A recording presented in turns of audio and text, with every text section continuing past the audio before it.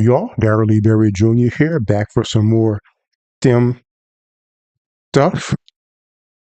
So last week we were working on some derivations in quantum mechanics for normalization and things like that. And I said that I will look into mathematical methods for one of the derivations I was sort of stuck at. It was some steps that the book skipped. At the time, I couldn't remember what particular method my professor had used on that step, but I remembered. So I was going to show you all that today. And I'll actually update the scrolling text, and I'll make it say adding and subtracting and elements.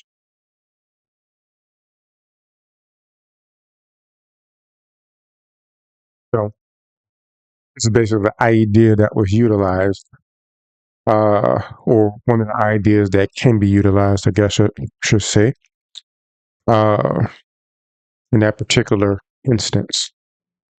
So let's take a look here, see what we have going on. And if you haven't subscribed already, like and subscribe. Those who are coming from my other channel, be sure to subscribe here. And I'll focus my STEM stuff on the STEM channel and see if I can get this channel to 1,000 subscribers soon. So sharing and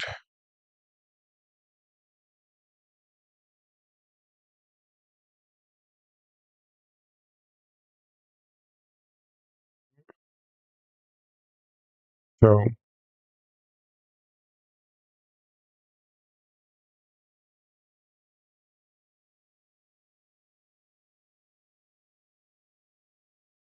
let me understood. So you recall from last week, we were looking at this derivation, and then we got at this step right here. And the book ended up getting basically here. So let's look at what one step seems like it is or could have been. And I'll start from here.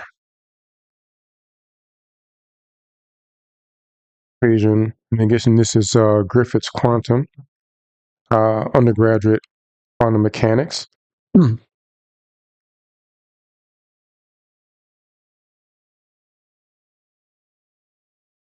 we have this. Now, the key step here, which is the focus of the screen, is that we can actually add or subtract the same thing to not change the value, but at the same time allow us to do some manipulations that we couldn't otherwise.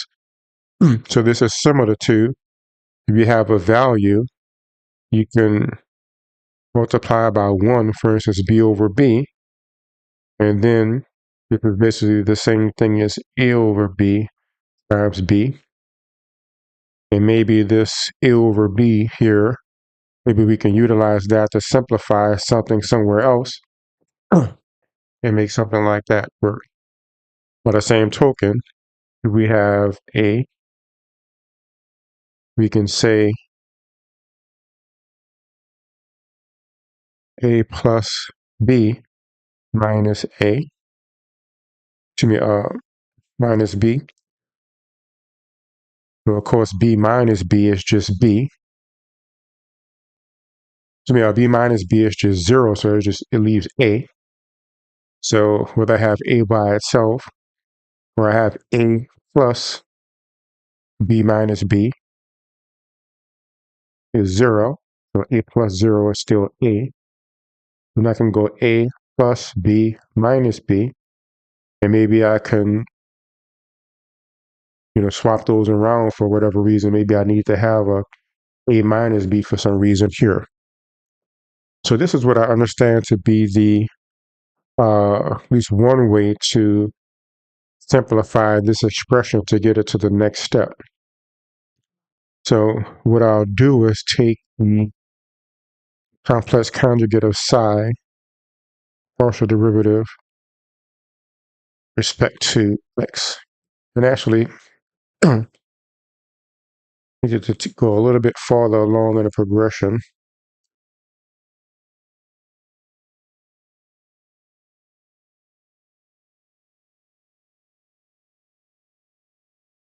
So do that step again. So we have partial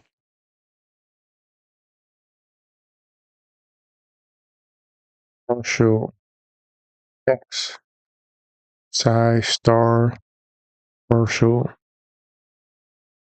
x minus partial psi star.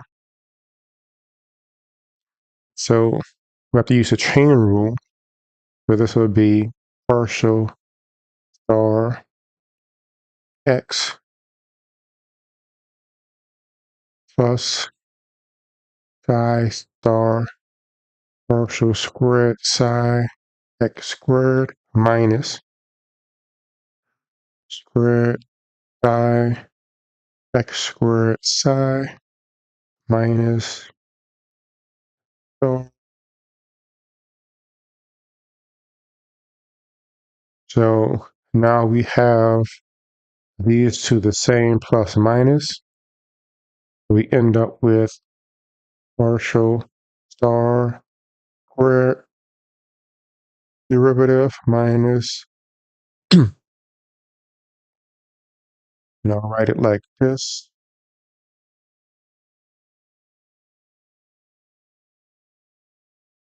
So I can go ahead and plug that in.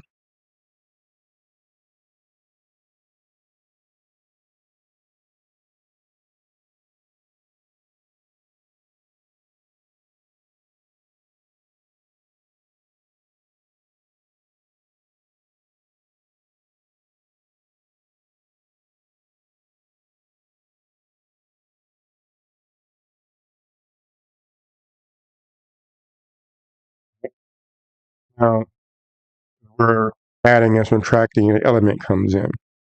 So if I take just this part here,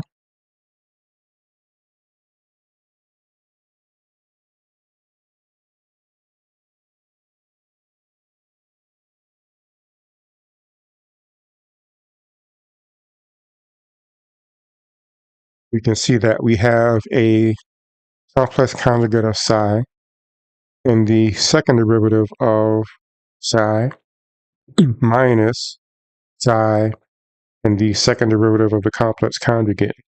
So whenever you see something like this, where you have a mirror image of two elements in relation to each other, first thing we can think about is what we did before, which is the chain rule. So here we did the chain rule on this derivative here, and it's derivative of one times the other plus the derivative of the other times the first. We can look at this and say, well, this could be a situation where we have this was not a derivative, but we took a derivative of this. And then for the next step, we would have to, if we did a chain rule on something, we'd have to not take the derivative of this and take the derivative of that. So what can I add up into this expression to mimic that? So if I have psi star partial psi partial x squared, I can add partial psi star over partial x, partial psi over partial x. So essentially, I took the derivative of this one, making it a second derivative, leaving out the same. And then if I take the derivative of this one and leave this the same, it would have to be a first derivative if it was less the same from before. And now I need to see if I can do the trick that we did here and subtract the same thing. And if I can subtract the same thing,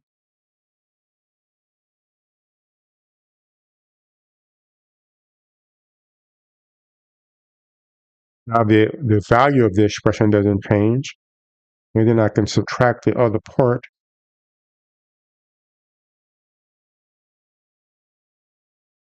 And now we see that we have a proper chain rule, the effect of a chain rule. So this second line has the same value as the first line because all we did is add and subtract this. But now I can see that this is a chain rule of, with respect to x, of this.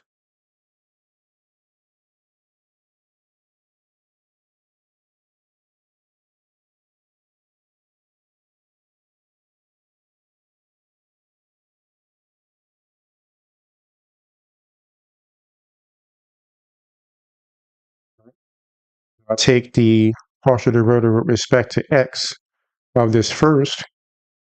The first have to, if I take the derivative of the second first, it leaves the other one the same. Then I take the derivative of the first, leave the second one the same. So we see that's correct. And the other part that's negative, I'll put the negative in the front. If I take the derivative of the first,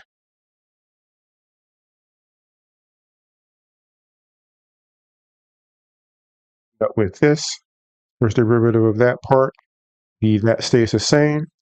And then the derivative of the second one, that stays the size stays the same, and the complex conjugate is now the second. And then we just distribute the negative and we get the same thing.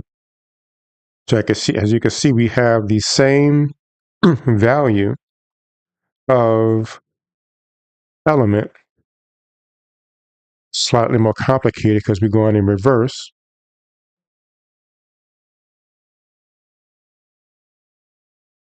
But this will allow us to simplify that integral a bit better. So now I'm going to plug that into the integral.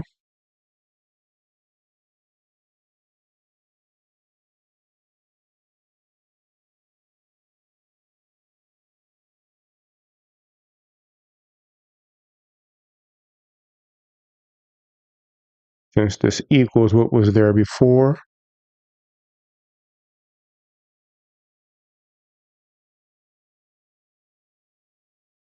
now we can actually do integration by parts here.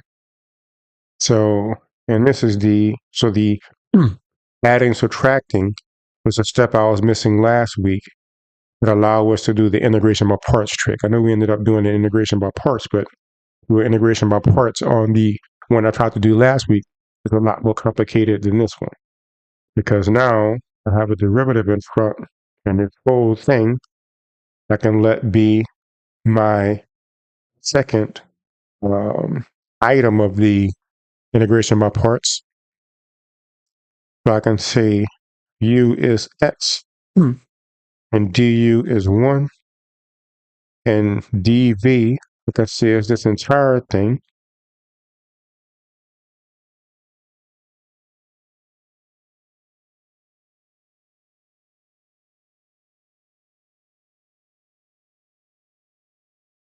So the integral of this, since it's the integral of a derivative, it just gives me that thing back. And now we're seeing how the that plus minus to give us ironically, a slightly more complicated expression, but since it has a derivative in the front, it simplifies the integral.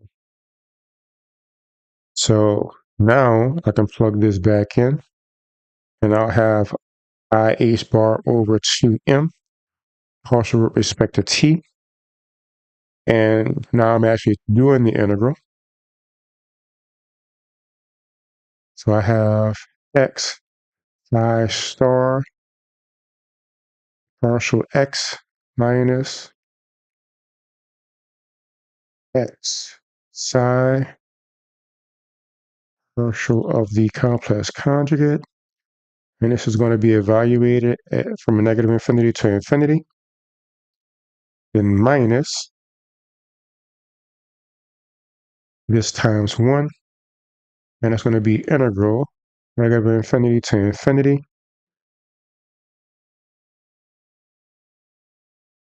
psi star partial psi x minus psi partial psi over partial x dx.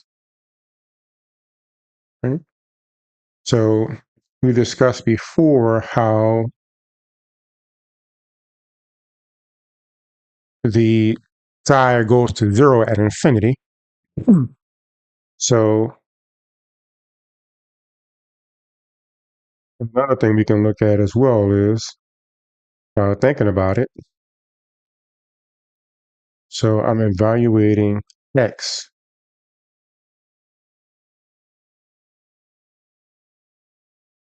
I was thinking about, I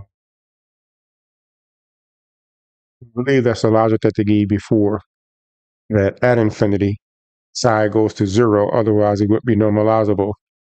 So at infinity and negative infinity, the value of psi is 0, so we can have a finite area underneath the graph.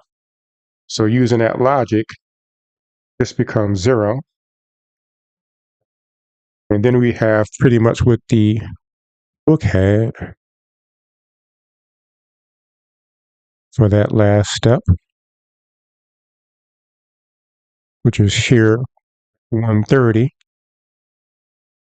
where the time derivative of expectation value is, the negative is here, negative I h bar over 2m.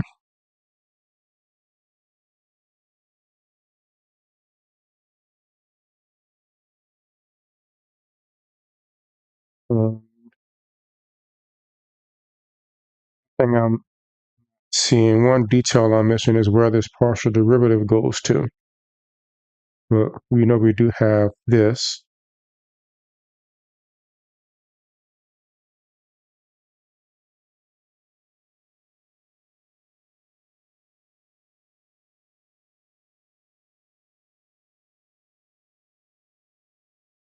So this is almost 130. But that add subtract was the key step from last week that was missing. Now notice, it is, oh my gosh. That's because the partial derivative with respect to t, that was this thing. So I have an extra partial derivative here.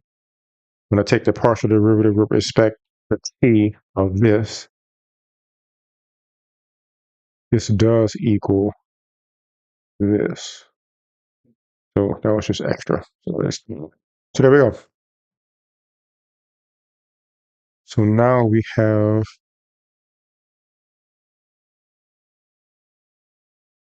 the details of how to simplify this. Let me see where I can find where I did that.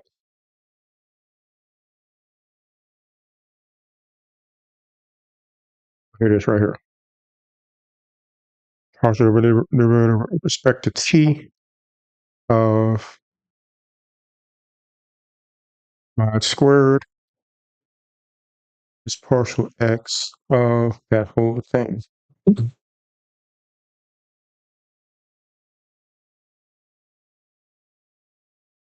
That's this right here. Partial derivative with respect to t of mod squared is partial x of that thing. So we have that.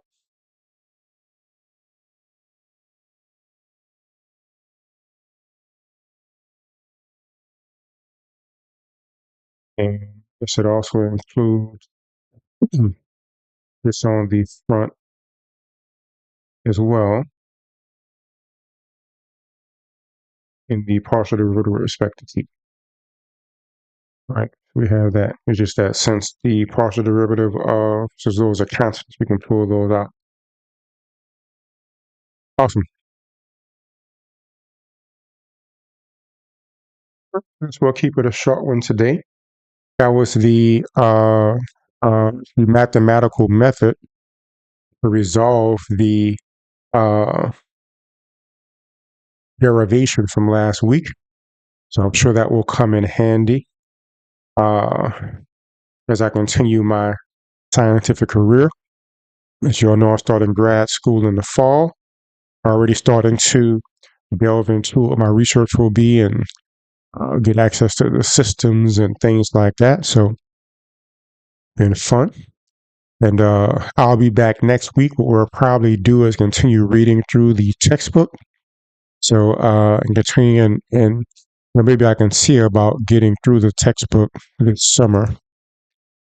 So, class starts, I believe, the third or fourth week of August. I have just over 2 months.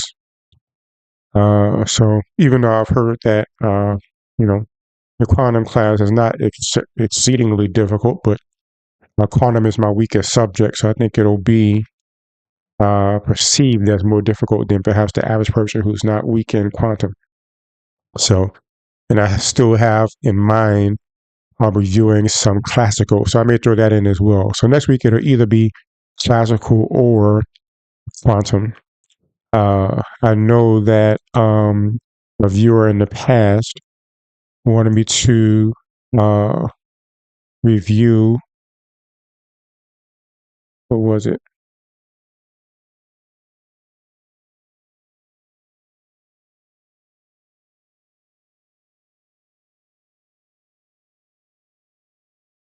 Chapter 3, oscillations in Norton.